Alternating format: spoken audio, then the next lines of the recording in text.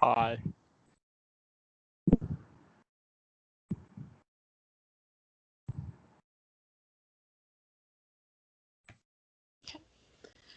Thank you. Thank you for waiting so patiently. My name is Adriana, and I'm one of the events coordinators for the Arts Orientation team. We're so excited for you all to join us today, and I would like to welcome you to our first live event, the Art Q&A session. Please keep in mind that this session will be recorded and made accessible for later viewing.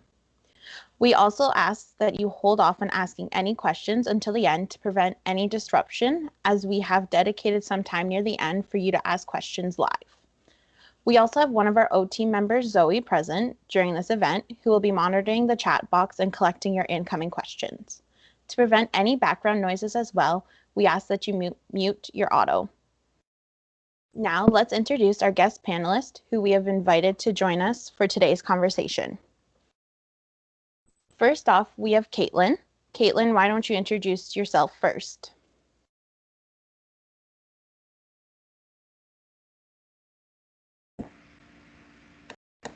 Yeah, so hi everyone. I'm Katelin. I'm in my 4A term, so my final year of English, Literature, and Rhetoric with a history minor in the Honors Arts program. And I'm actually in the co-op program as well. This year I am the leader coordinator for arts orientation, but outside of that, I've also been involved as a peer leader at St. Jerome's University and Renison, which are two of the university colleges on campus. I've been an arts ambassador. This past term, I was a Waterloo Ready Peer Mentor. In previous terms, when we were in person, I've had a part-time job at the campus library, and I'm going to be a Don at St. Jerome's in the fall. A fun fact about me is when I go traveling, I always want to take a souvenir from wherever I've gone, but I don't like to have things that I'm not necessarily going to use or see a lot. So I realized that the best souvenir is probably socks, because you use them all the time, you remember the place that you've been, so that's my souvenir. That's my souvenir for all of you. Thank you, Katelin. We're glad to have you here to, sorry everyone. We're glad to have you join us today. The second panelist we have with us today is Tanvir. Hi everyone, my name's Tanvir. I'm in the Accounting and Financial Management program here at Waterloo. I'm also doing a minor in economics. I'm currently in my 4B term, which is my final term. And of course, there's co-op for this program.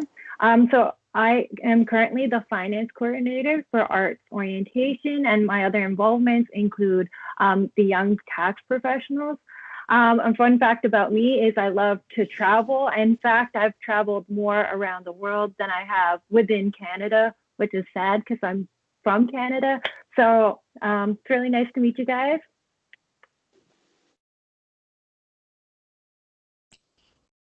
Thank you, Tanvir. Moving on to our third panelist, we have Cassidy.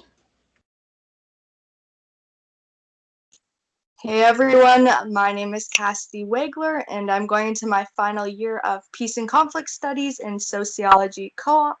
My involvement in arts orientation is one of your O team members. I've been involved in many different ways on campus at the university colleges as an associate representative on their student council and part of their larger leadership team as a representative.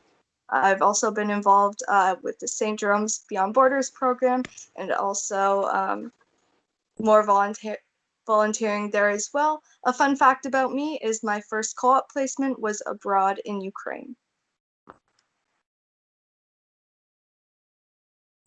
Thank you, Cassidy. Now for our final panelist, we have Nathaniel. Awesome. Hey, everybody. My name is Nathaniel. I am in my 4A term of French Studies. Also taking a minor in Geography and Environmental Management. I'm not in co-op, I'm just a regular student, but it is also an awesome experience. So if anyone has any questions about the regular stream, I can help you out there. This term, I'm the president of the Art Student Union. So sort of the umbrella representation of the arts faculty. So I can answer questions there. Other involvement, I'm a university ambassador. I've taken part in intramurals and mock trials, and last term I was a Don at University of Waterloo Place. And fun fact is that I really like flags and histories of countries. So I like to learn about new flags.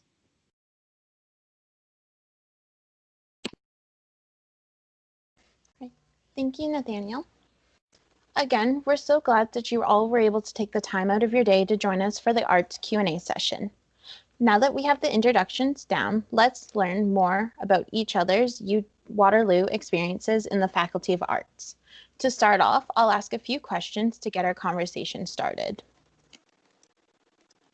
The first question is, what is one thing you wish someone would have told you before you started your first year at the University of Waterloo? Katelin, why don't we start off with you, and then you can pass it off to Tanvir, Cassidy, and then Nathaniel. Sure. So if I had to think of one thing that I wish I knew before I started my first year, it would probably be, because I am in the Honors Arts program, I didn't have to declare a major when I started. And I was super worried about that I didn't know exactly what I wanted to do. I had a few ideas. Some of them I hadn't tried out before, and I wasn't sure if I'd like them. So knowing that I didn't have to be completely decided about what I wanted to do, I could definitely change things, try out new things. That's something I definitely wish I wish I would have known, and that would have taken away a lot of the stress that I had. And yeah, that's kind of worked out through my experience in both classes and in co-op. I've had a lot of different experiences where I've gotten to try out some things, some of them that I thought I would like and I did, some that I thought I would like and I didn't, and it kind of has helped steer me more towards what I want my path to be as I leave university.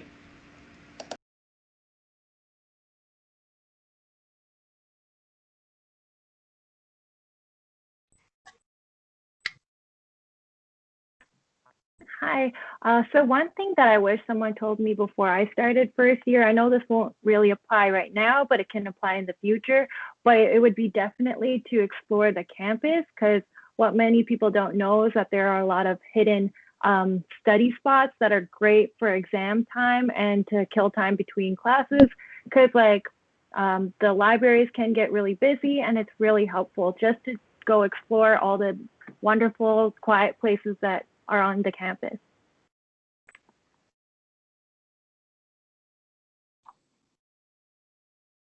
Hey guys, it's Cassidy here.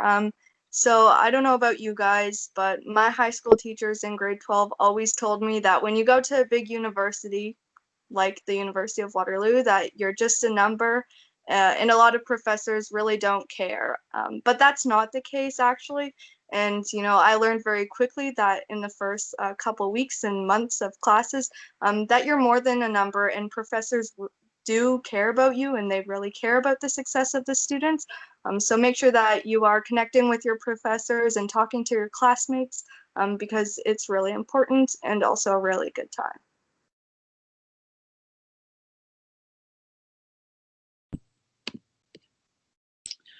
I think for me, one piece of advice that I wish I had known was just that it's a really big transition. So honestly, just have fun with it and go easy on yourself. I remember in my first year, I was like entering the university and I was like, I'm going to tear it up. I'm going to get the best grades I've ever got. And I don't want to say it was a train wreck because it wasn't a train wreck, but it wasn't a good term for me. But I've had a couple more years to make that up, and now I'm just fine academically. So you have time. Like, if something doesn't go the way you're imagining it going, you have a bunch of time to try out new opportunities, try out new experiences, and don't worry so much in the first year. So yeah, just go easy on yourself.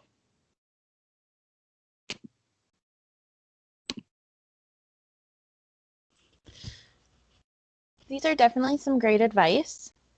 What about each of your personal experiences? How did you find your transition between high school and university? How were you able to adapt to campus life?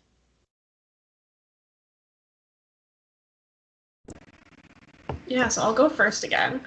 I will say that I was pretty nervous going into university. It was a brand new academic environment, a new physical environment. I was moving to campus, and I had a lot more control over things. It's not like high school where you only have a certain number of classes you can pick, and it's a lot more structured for you ahead of time.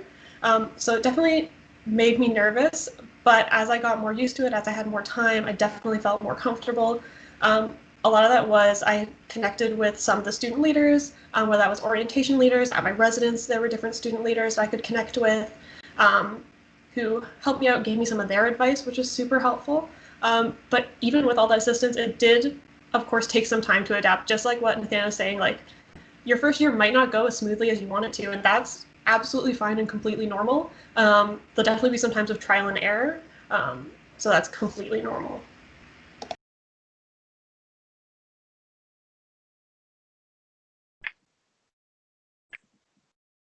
I totally agree with Katelin. It was a tough transition between high school and university because no one's really looking after you anymore, and it's a lot more responsibility that you need to take care of yourself. And what I found really helped me adapt to campus life was definitely making friends with either the people in my program, people I met in orientation, or people I lived in my residence, because making good friends and having that support system is really good to have to ensure that you're getting the right balance and staying on top of your stuff.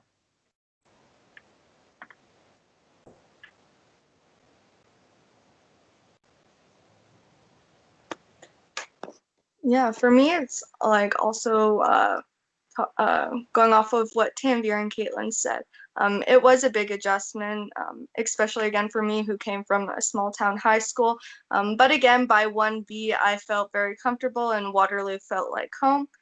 Everyone was so welcoming, especially during orientation. And, that's when I got to talk to a lot of leaders and made a lot of friends from different faculties as well.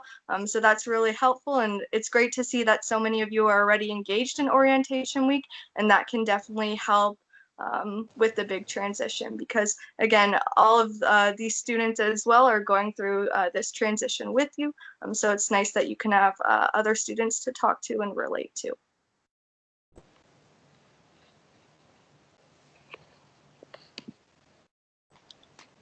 Yeah, so for me, I was in a bit of an interesting situation because I decided to take the really adventurous route and go to the university that's like 10 minutes away from my house. So I was a commuter and I would drive to school. But I think for me, I had to find a way to adapt because I wasn't going to be meeting people in residence. So maybe that's you, maybe this term you're not in a residence. Um, what I had to do was to basically just join anything that you see, like just try out new things. I didn't really necessarily have any interest in law, but I tried out mock trials and I met all these different students from different faculties through it, and it was a really awesome experience. I think I eventually just got into my own swing of things, but it definitely helps to talk with upper years, try out new experiences, and just give it some time to see what works for you. And I mean, honestly, sometimes I feel like I'm still adapting and like I'm still lost, and I'm in my fourth year. So yeah, don't sweat it.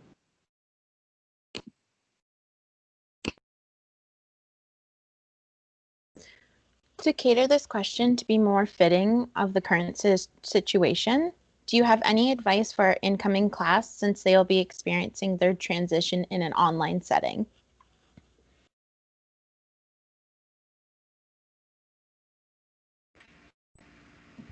So for me personally, this is also going to be my first online term.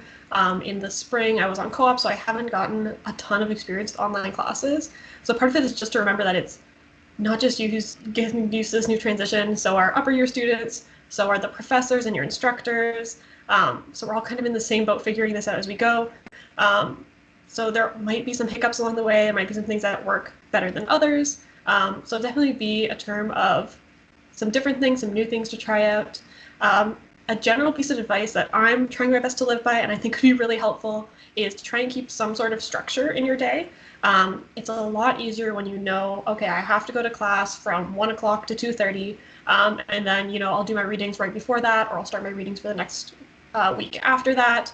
And we don't really have that structure as much this term. So creating it for yourself, even if that's literally going into like a Google Calendar and making, okay, on Mondays from 1 o'clock to 2:30, I'm going to focus on my Arts 130 class. I think that'll really help us to feel that structure and feel like we're not falling behind on things.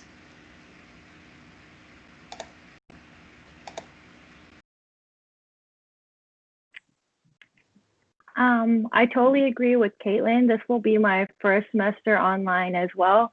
But what I've learned from working from home, at least, something that could help with an online setting for school is definitely getting rid of distractions. I can admit that I endlessly scroll through Instagram, and that's a part of my day that gets wasted.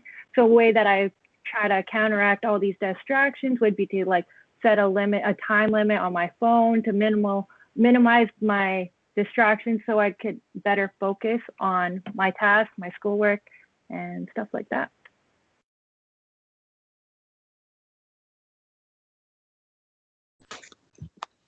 This will also be my first term online. I've taken a few online courses in the past, but never a full course load online. So my advice, or something I'm going to try and do when we start classes soon, is to stay active and engage with your classmates. I really enjoy in-person classes because you get to engage with your classmates and your professors through discussion. So when you have this opportunity to engage or ask questions, make sure that you do take advantage of this. That way you can get to know your professor and other students in your class as well.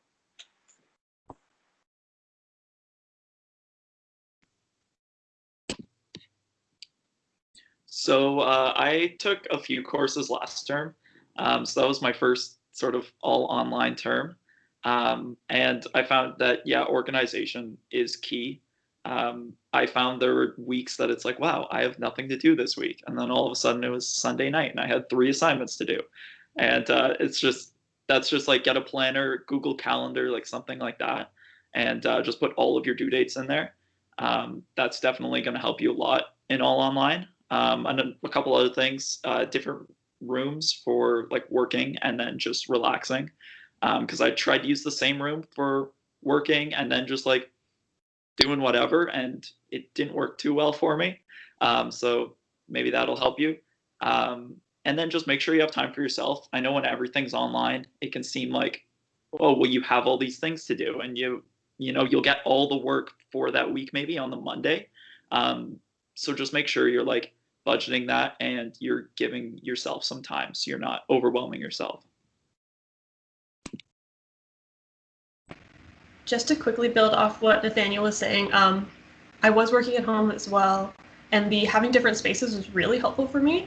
I didn't have a full separate room though that I could dedicate to like working or studying or something like that. So even making like small changes in your environment can be really helpful. So like if my computer's on my desk, that means that I'm working or really focusing on something.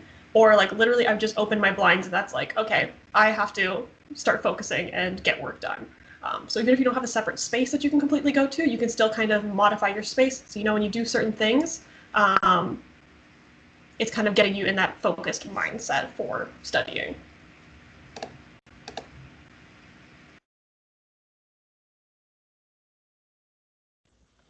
Thank you. Hopefully our new students will be able to take away some of your advice into their first year.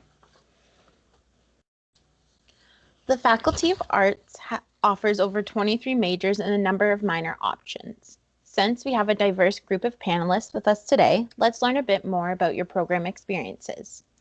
How has your program experience been so far? How do you stay organized during the semester? To start off, why don't you each reintroduce what program and year you are in and then dive deeper into your response.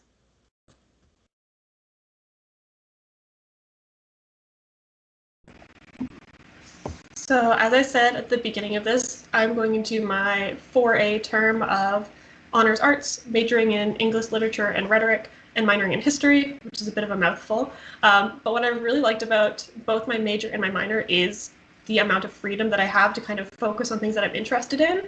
If any of you are in some arts programs, you'll often have a group of like 10 courses, and for your major, you have to choose 2 of them specifically. So you can cater your degree more towards things that you're interested in, which again really keeps you engaged in your classes. You don't feel like you're doing things that you don't like. Of course, there's always going to be required courses that you all have to take, but it's still nice to have some of that freedom to get to choose different things.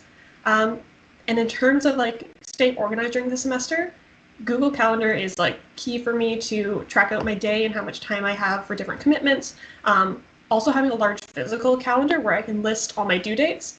Because as Nathaniel said before, sometimes you'll feel like, oh, I have nothing to do this week. And yeah, you'll get to Sunday and you'll realize, oh, I have 3 or 4 things to do. So keeping those organized, keeping them in space very visible and easy to keep track of is definitely how I've kept myself organized.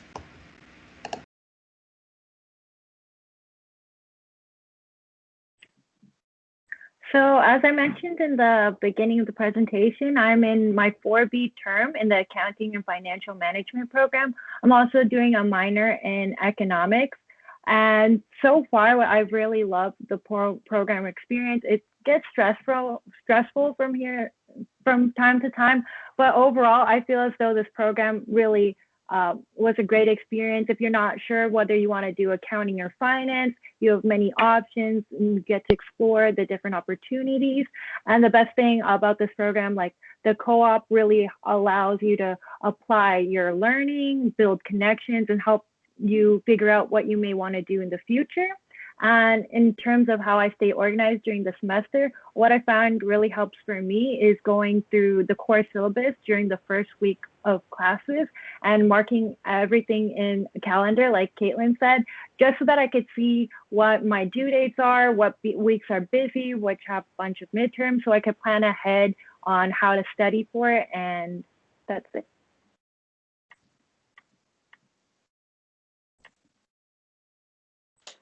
Hey everyone, so I'm Cassidy and I'm going into my final year of Peace and Conflict Studies and Sociology Co-op. So one of the favorite things about my program, or doing a double major with Peace and Conflict Studies and Sociology, is that I can do a lot of cross-counting.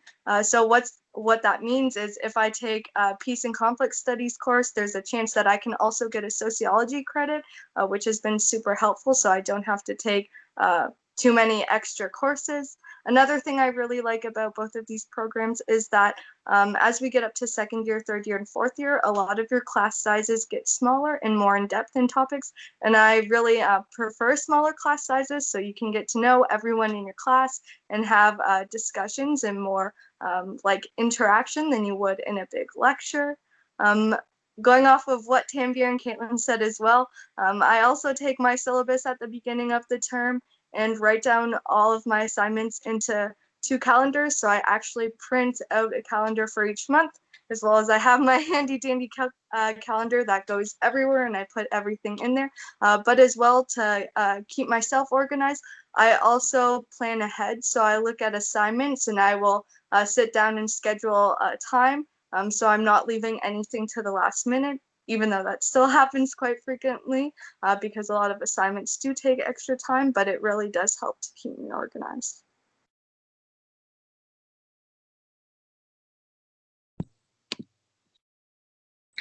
All right. So for French studies, I've really enjoyed my time in it. It's a really small department, so I've had pretty much every prof at this point, like twice. So they all know me by name, which is really cool. And it's provided some awesome opportunities too through that, like research opportunities. It's also I really enjoy my program because specifically French, it's popular for people to take minors in French. So you get to learn a lot about different people from all over the university because you have so many different people in different streams taking French. Also, there's been a lot of opportunities that have been provided to me through it. Just in not last term, 2 terms ago, winter term, I was able to go on exchange to France for a few months and was able to actually teach in a school there. So I taught English in a school there, which was really cool. And staying organized, like what's been said, like a calendar is really important. I use a paper planner as well. I forgot to bring my prop, but I do have one. And I also use Google Calendar. So I sort of have that 2-pronged approach going as well. And for me, I make sure to focus on a couple classes each day. So since everything's online, like take just 2 classes for the day and work on those 2 and sort of don't worry about the other classes. That works for me better than like an hour each class each day. So yeah, it's just personal preference, but that's how I usually work. That's how I usually work.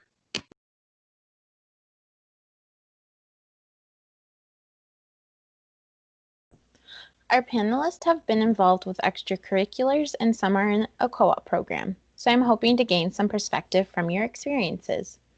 What is one thing volunteering or working has taught you? How can students become involved in these types of opportunities?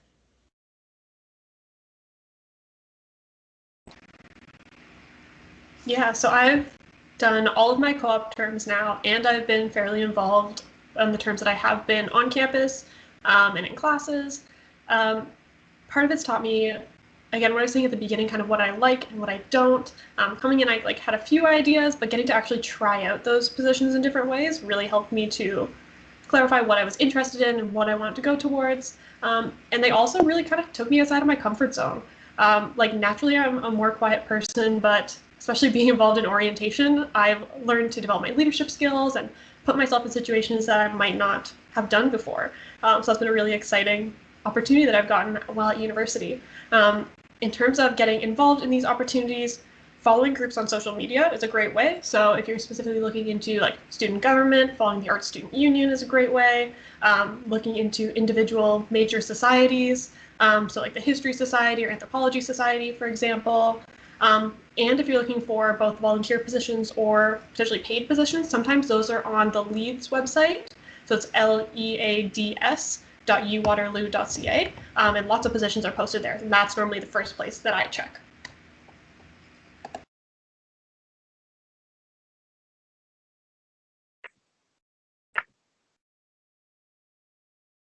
Something that working has really taught me is definitely time management skills.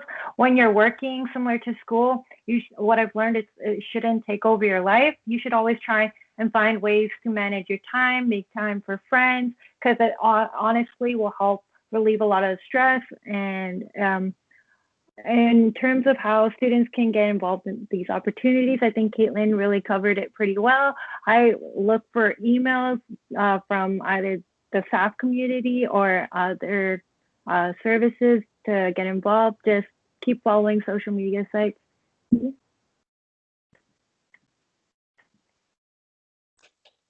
Yeah, I think one thing that co-op specifically has taught me is that you might be surprised in the jobs that you get. You may not think oh, I'm totally qualified or this is what I want to do, but I was surprised in many co-op jobs, especially my last two, in volunteering as well, that, I never necessarily thought I'd see myself doing this or getting involved this way.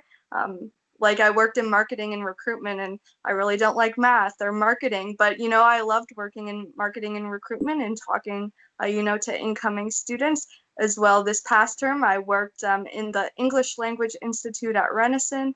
Again, more international recruitment, and again, I absolutely loved it. So take advantage of these opportunities, especially if you're not sure if this is something for you. It's still a great experience, and there are many skills that you can get out of it. And again, there are so many different ways that you can get involved on campus. Katelin mentioned that there's LEADS, but also look in your faculties, look at WUSA, which is your Waterloo Undergraduate Student Association. There are so many different ways, and I really encourage you guys to get involved because it's really fun and you get to meet a lot of people from many different faculties.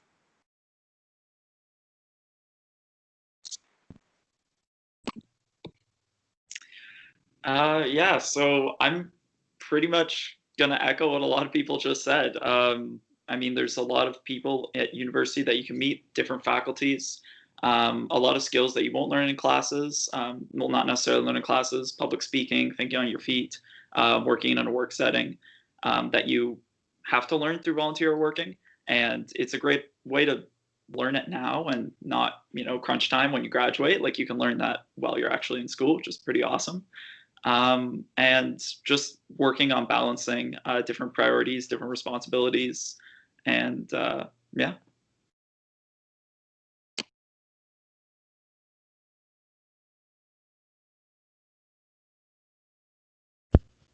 All right, so we were definitely able to touch on some great topics and learn a bit more about each other.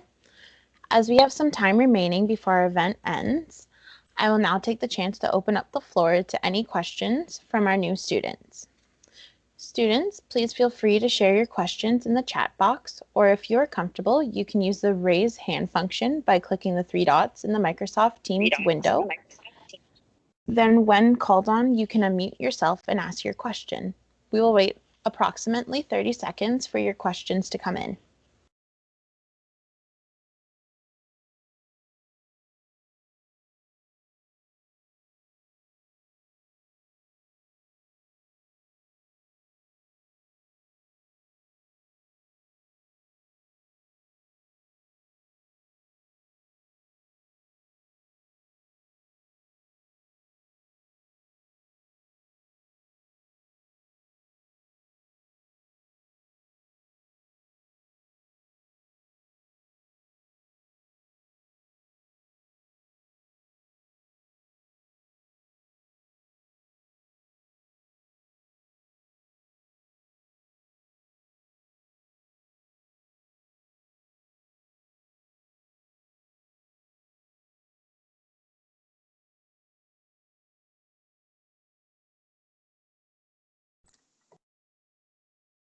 Hi, everyone. So it does seem that we do have a few questions.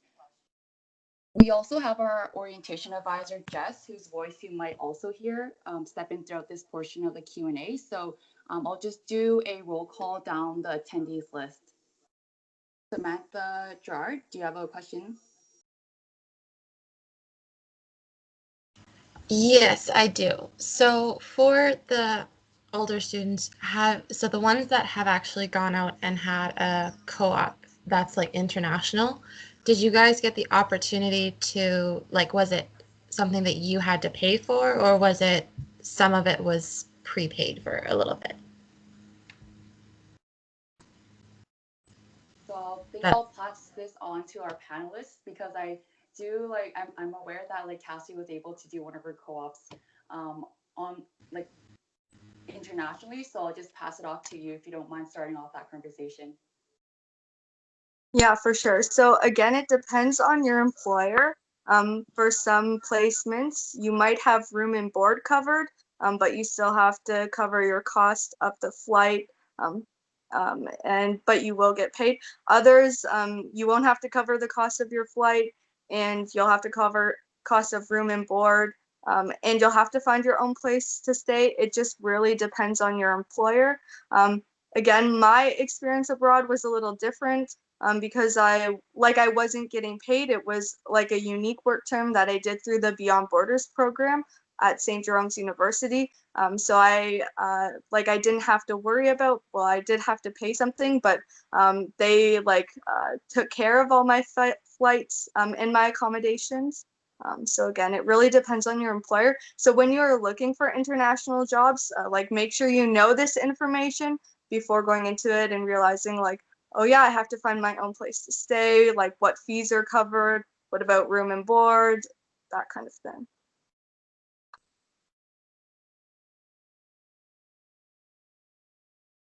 Hey guys, sorry, I'm just gonna pop in quick. I just want to state as well, just so everyone knows with co-op. So at Waterloo, we have an amazing co-op program, but it's not a placement program.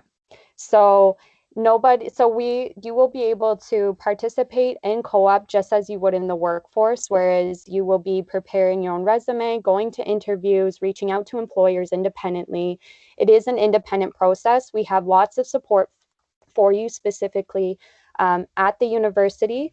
But it is a very highly successful program. So don't be intimidated by that, but we just want to ensure that you know that regardless if it's international or not, it is your responsibility to find that job, to set yourself up just as it would in the real world. But that's why it is such valuable experience, because it will really set you up for when you're ready to graduate.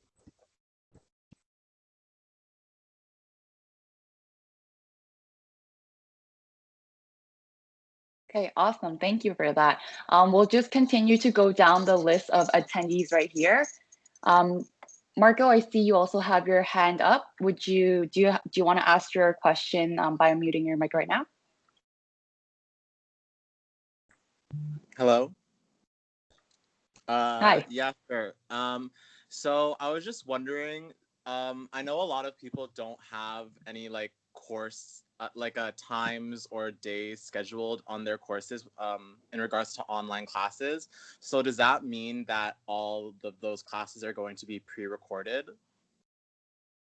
Yep, so that's a good question. So because we are going to be online this semester, it really depends on your professor's like way of teaching and how they're structuring the course. So for me, like I did have some courses in the summer, this past summer, during my 4A term. And what happened was that some professors did have like pre-recorded lectures uploaded to Learn, will be the platform that you're most engaging with your courses when you do start at Waterloo. And so some profs do have those pre-recorded lectures uploaded to like Learn. Some will have like predetermined lecture slides. And then also some professors will host live office hours. So how to determine like how your courses are structured though is on the first day of classes, which I believe is September 8th. You should log into Learn, so learn.uwaterloo.ca. And then from there, you'll see like a couple of courses that you're going to be taking this semester. And then you can click into your course, and then there should be a content section. If you click into content, you should be able to see like a course syllabus, which is usually like a PDF or a Word document. So yeah, to answer your question, the best way to really like find out how like courses are structured is to like log on to Learn on the first day. And then in terms of also to add on like to view your courses, because we are going to be online, you might not notice like any courses listed in your schedule in your calendar on Quest. So usually this is normal for online classes. So yeah, just recommend you to like log on to Learn on the first day to just like see how your professor is formatting the course. Hopefully that answered your question. Awesome. Thank you. Yeah, no worries. And then Sahash, do you have a question as well? I have a question. So it's pretty much like a problem I am having right now. So that is that, so because I wasn't guided well enough in the very start when I was applying. So right now I am a student for ABUS as a regular student. I'm not a co-op student. But after getting to know about the advantages of co-op, I really want to move forward with that. So can you just sum up me the procedure of how it will work for me when I get to the university? Can I shift to the co-op program as well? Yep, so that's also a really good question. So if you are in a non-co-op program, you want to switch into a co-op program or like vice versa, then I would recommend that the best way to do so is to contact your academic advisor. And I'll be sending a link right now into the group chat to know who your academic advisor is. But yeah, if you do want to go that path, you would have to contact your academic advisor. And then I think for me, like personally, because I'm in the accounting financial management program, that program, from what I know, is mandatory to have co-op. So if you do know that you are in a program that's optional to have the co-op program, I would recommend to contact your academic advisor. But if you are in a mandatory program, there might not be an option for you to drop the co-op portion, just like for AFM. Okay. So just on And then top I'll of that, send the link right now, actually, so you can have access to it. just on top of that, though, in your 2A term, you will be required to declare your major, or like at the end of 1B, starting your 2A. And in that form, if you're not in co-op, you can also like say that you want to add co-op, and if you meet the co-op requirements of getting in, you should be able to get in, no problem. But again, it is good to reach out to your academic advisor just to make sure you know like what they are expecting from you. Okay. And also, is there some sort of disadvantage for me as a regular student right now if I have to choose co-op later? I can jump in here if you want. No, there's no disadvantage. So at Waterloo, there's room for everybody to be in co-op. There's no as long as you make the academic requirements and you find a job that meets the co-op requirements, you're allowed to move forward with co-op. Whereas at other institutions, it might be only like specific amount of students who are able to participate in the program. We have a lot of partners, and it's because of that, that is part of the reason why our program is so large. But as Cassidy was saying, in arts, you don't declare your major until 2A. Because of that, you also don't go into the co-op until the end of second year. So when you declare your major, and if you switch into co-op, so long as you have the grades to be able to be eligible for co-op, you'll be there, and then you will start co-op the same as everyone else. So co-op doesn't really have to be something that's extraordinarily on your mind in first year. Just keep it something that's in the back of your mind. It should be in the forefront of your mind for grades, however, because you will have to maintain your averages in order to get in. But it's not a be-all, end-all. You can be still very highly successful afterwards without co-op if it's something that doesn't necessarily drive you. But there are tons of options as well if you're really interested in co-op, because it is a great program to get involved in. Okay, thank you so much. Thank you. Yeah, thanks, Cassidy Sorry, and Jessica for also like chiming in. So then let's go to the next question. We do have also Pratham raising their hand. Would you like to unmute your mic and ask your question?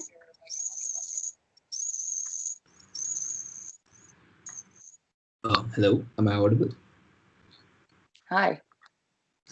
Hi, I just wanted to ask a question that is there any advice you would give to first year students in terms of extracurriculars that can enhance their co-op opportunities?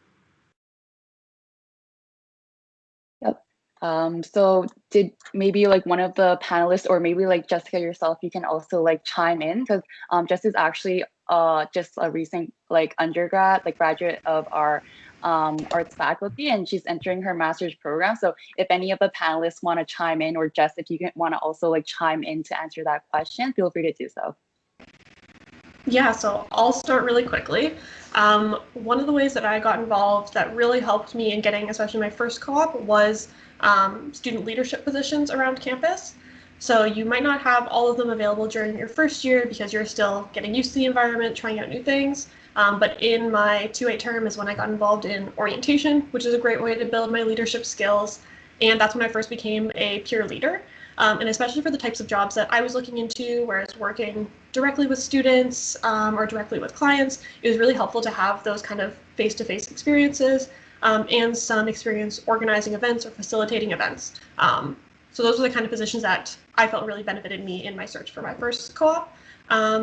They're more relevant in your 2A term just because in first year you don't have as many opportunities to mentor other students if that's what you're interested in, but you can still get really involved in clubs or societies that are associated with the area that you're interested in, which could also help with your resume.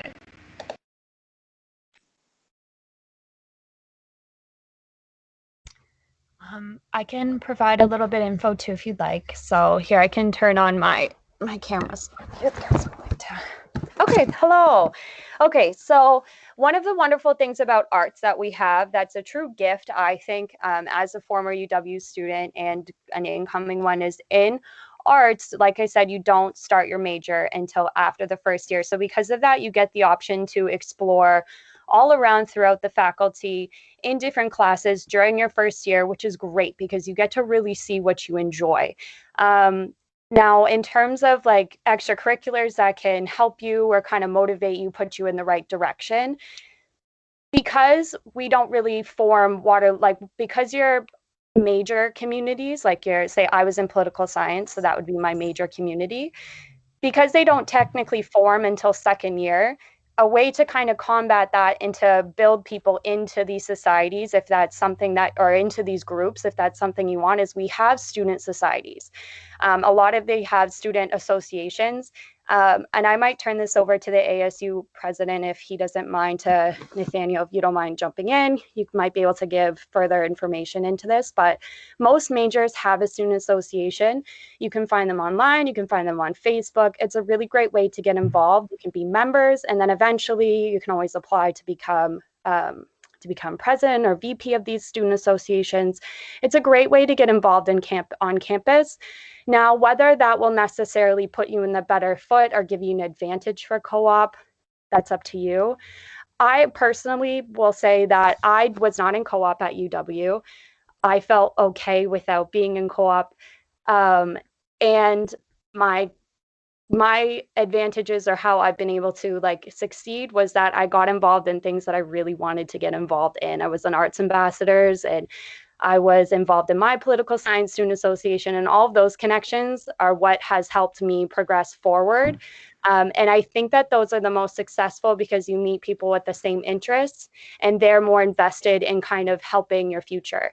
It's not an exaggeration to say that UW profs really care about their students, are very invested in their future. We as students are a reflection of them and their research effort, which is huge at UW. So I would say lean into your interests, and the good times will roll from that. Yeah.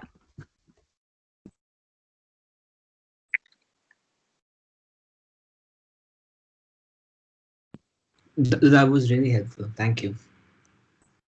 Okay, awesome. Also, after you raise your hand up, we do ask that you also lower your hand. So you can do so by clicking raise your hand again. Just so we know that you're done asking questions, or if you do have continue to have questions, we're just gonna go down the list and then come back to you.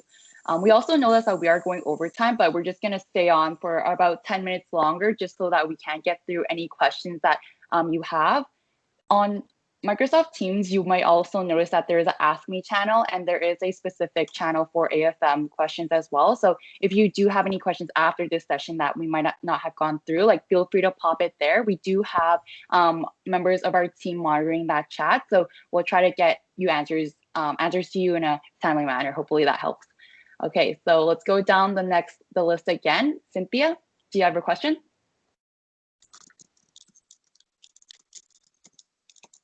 Hi, yeah, I was just wondering when professors will be contacting us to tell us how they'd like to conduct their class.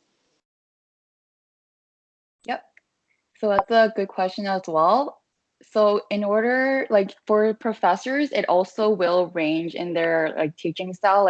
For me, because I've had the past online semester, what I've experienced, also coming into the fall too, because I'll be doing my 4B. What I've noticed is that some professors will reach out to you about what textbooks you might need to get, or if there is a live webinar on the first day that they want you to join, they'll let you know about it. But if you aren't able to see that at your inbox, which will be your U Waterloo inbox, what I would suggest too, the next steps for you is to log on to Learn, and then again click into the course that you're taking. So there will be around 5 courses. If you are taking 5 courses, some students might be taking 5, or if you are part-time, just know your courses will be on Learn. So if you click into each course, you'll be able to see the content that your professor will be posting, and then there's also an announcement section there as well that your professor might post. So just keep I would suggest keep a lookout for your U Waterloo email inbox, and also just also keep track of any announcements that might be happening on Learn.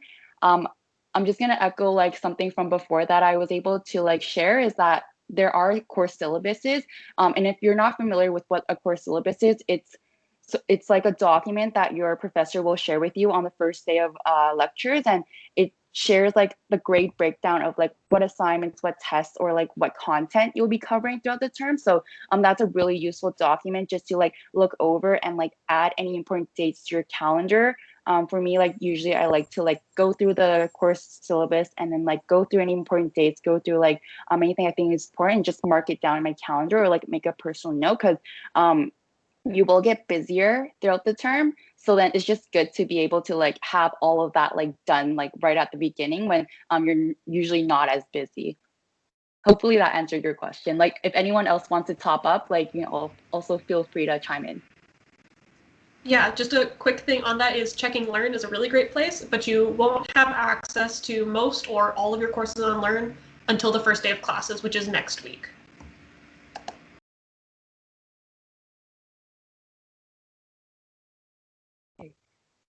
Hopefully that answered your question, Cynthia. Yeah, it did. Thanks so much. Okay, awesome. And then we have Ashish, who is also interested in asking a question. Hello, ma'am. Hi. I wanted to ask that what other opportunities do we have except the co-op program? Yep. What are you looking into, like maybe opportunities like extracurriculars, like or volunteering that you can become a part of, or like are you maybe more so thinking about like working but not in a co-op program? Yes, working not in a co-op program. Okay. If Yep. someone wants to drop that option or something, or maybe they want to know about, like, it's a general question, if they want to know about the other opportunities except the co-op. Mm-hmm. So. Yep. So did one of our panelists want to like hop in here? Because I know a few of you like did do like working with like the campus. There are like work study opportunities as well. And also like our panelists have been a part of like some volunteering in clubs. So if any of our panelists also want to chime in, or just if you want to chime in as well.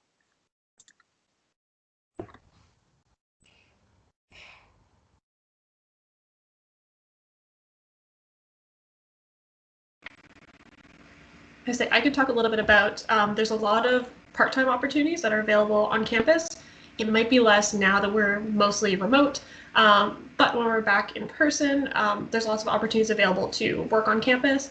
I've worked for 3.5 of my 4 years that I've been there at one of the libraries on campus, and that's a nice way for me to get some experience, to also get to see students in the community, and of course it's always nice to make some money during your school terms.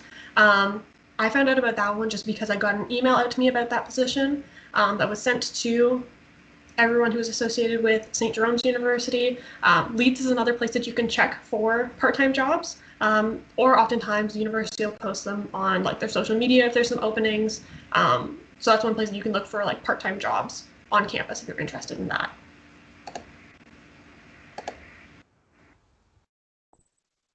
I think kind of just going off of what Katelin said, there are a lot of part-time opportunities on campus, but as well there's a lot of jobs like in the Waterloo area that you can work off campus. For example, I've had a part-time job in my second year, and the nice thing about being a Waterloo student is we're able to use transit, so I just use that to commute to my job every week. So again, like there's lots of opportunities on campus for jobs, but there's also a lot of part-time jobs off campus as well.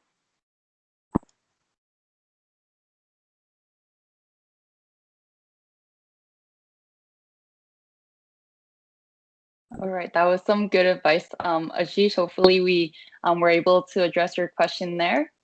Thank you, ma'am. Yeah, no worries.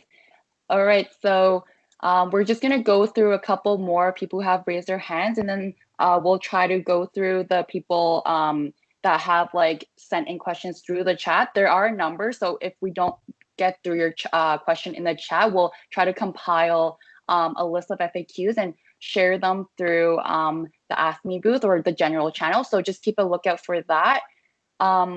So Tariq, do you have a question? So like on Quest, it says that and I'm sure other students that are in arts are enrolled in either 4 classes, 3 classes, 5 classes like myself, but there's no like schedule as in like, oh, on Monday morning at 10 p.m. you have a night class, or on Tuesday you have a 9 a.m. class. Is that going to just come to us as on the first day? Like, how are we supposed to prepare a week schedule for that? Because I know I'm also going to be training with the varsity team, so it's going to be a little bit more of a difficult time for me to schedule everything. So I just need to figure that out. Yep.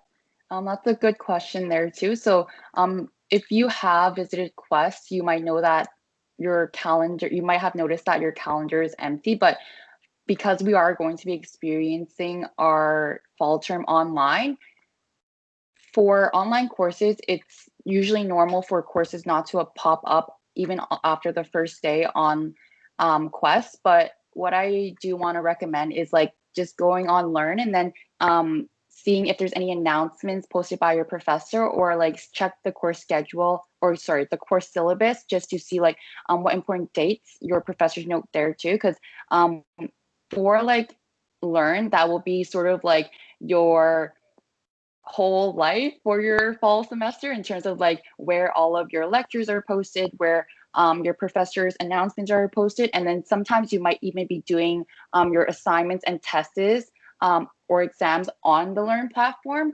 So just being aware of like how like Learn is very important. So if you do have the time, I do recommend you to like go on to learn.uwaterloo.ca just to like explore the interface, and then also like familiarize yourself with it.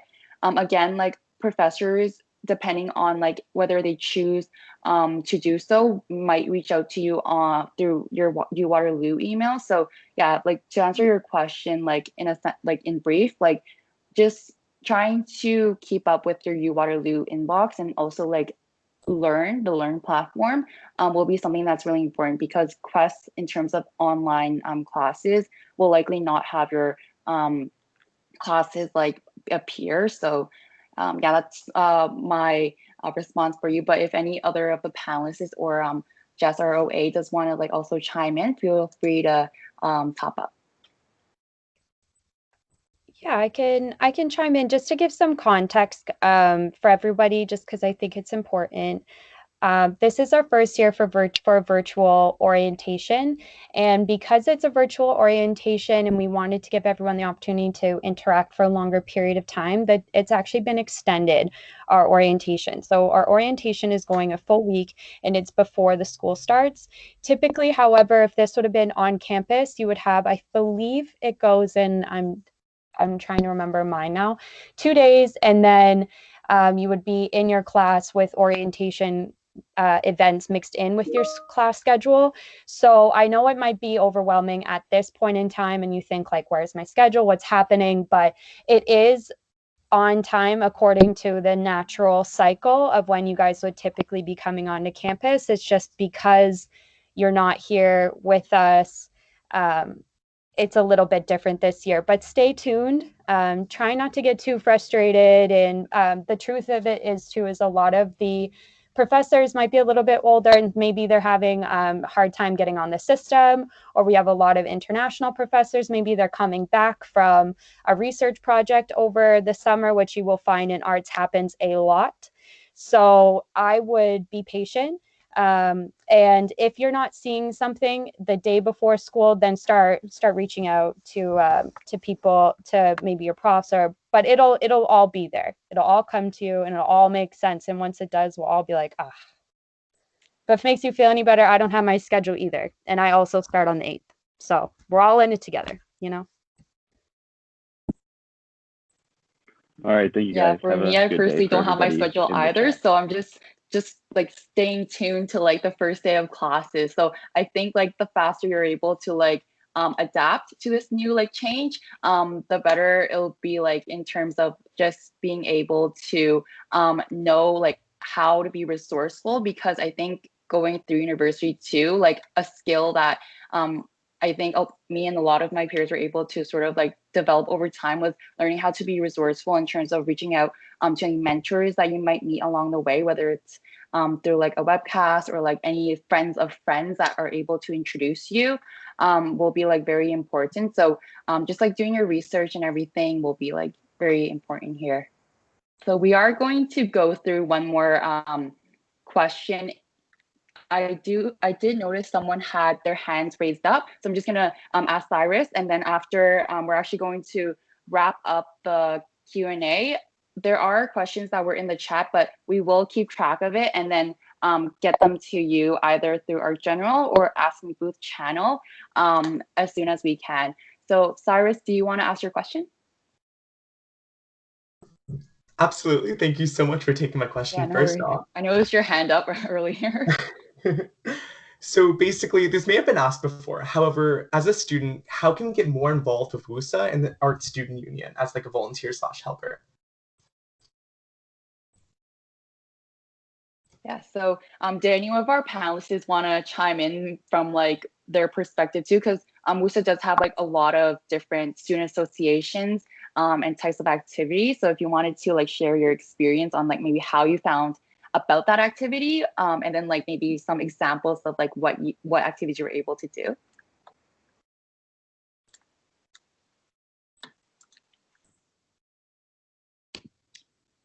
Yeah, so I can definitely help out with the ASU and any like major societies that you want to be involved in. So you can find all the information about major societies on the Art Student Union website. So just look up Art Student Union U Waterloo, and you can find it there. And you can also like contact any of the separate societies. So like if you want to get involved in AFSA or PsychSoc, you can find them through there. Also on the ASU each term, like at the start of fall term, we'll be hiring first year representatives. So that goes out on Waterloo Leads if you want to apply for that. And then you can also be considered for commissioner. So a commissioner is just someone that works under one of our executives and sort of learns their role specifically. So say you had an interest in finance, then you could work under the VP Finance and sort of learn how that role works, and then make a campaign for the next year. So yeah. Awesome. Thank you so much. I hope you don't mind me chiming in one more time. How would Yeah, no one worries. become a commissioner?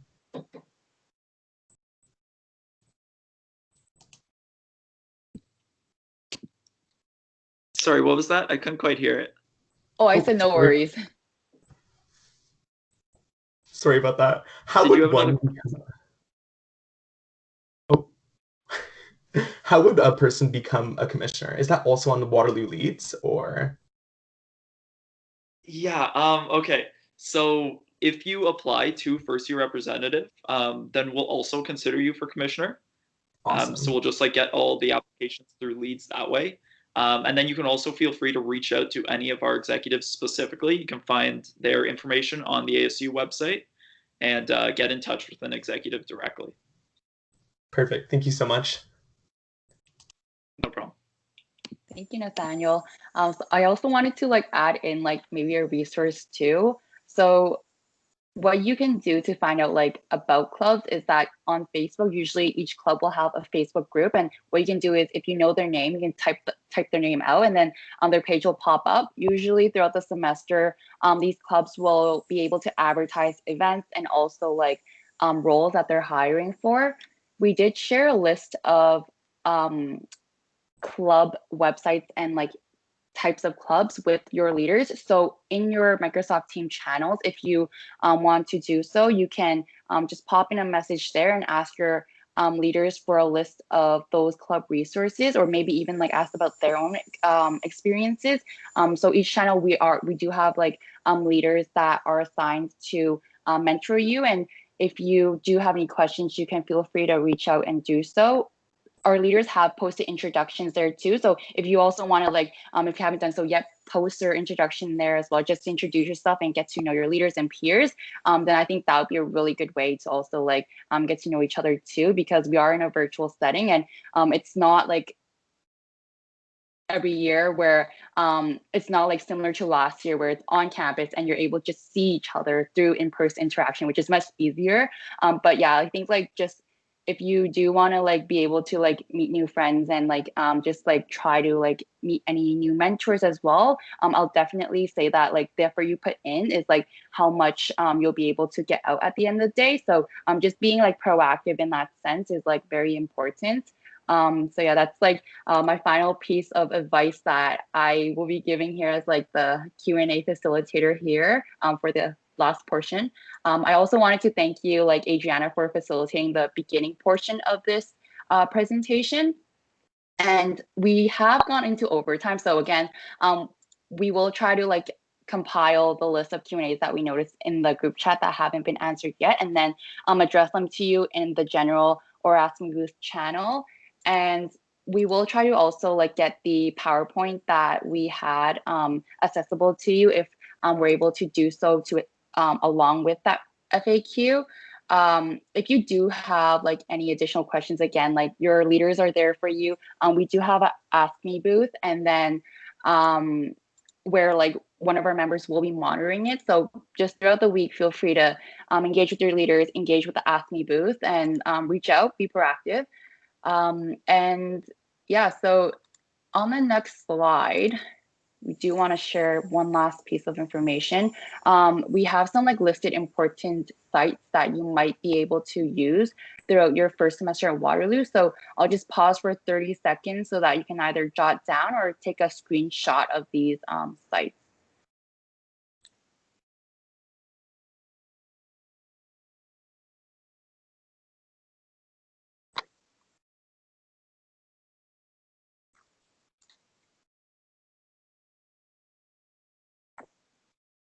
All right, and then I'm going to move into the next slide now too. And again, like some of these platforms like Learn, Quest, Portal, which is where you'll be accessing your live event meeting links, will be there for orientation. So that's important platform just to be aware of for this week. There are also some passive programming on Instagram. So if you want to hop over to our arts.orientation account, you can do so after this meeting. So important dates too is also a very important platform that I also personally reference because it does include like what the start date of first day of your classes are, when the last day drop classes are, and maybe even some holidays where you don't have to attend classes like Canada Day, Thanksgiving in the past. So if you want to jot down those ones too, I'll give around 30 seconds.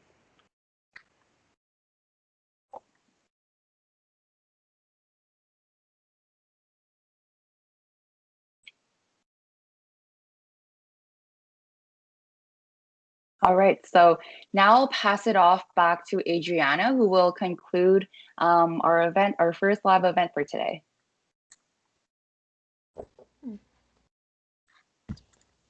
So thank you for coming out to our presentation. We'd like to give a big thank you to our guest panelists for joining us today and sharing their experiences. Hopefully you were able to take away something from this conversation.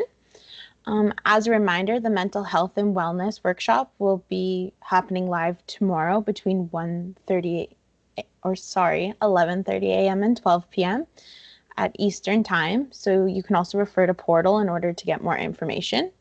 And if you enjoyed our conversation today, you can also head over to our Instagram account, which is arts.orientation, where our members of social media, and board tribe have put together some passive activities like upper year quotes and arts a week bingo. And they'll also be leading some takeovers throughout the week. So again, thank you for joining us today, and we'll see you all again tomorrow.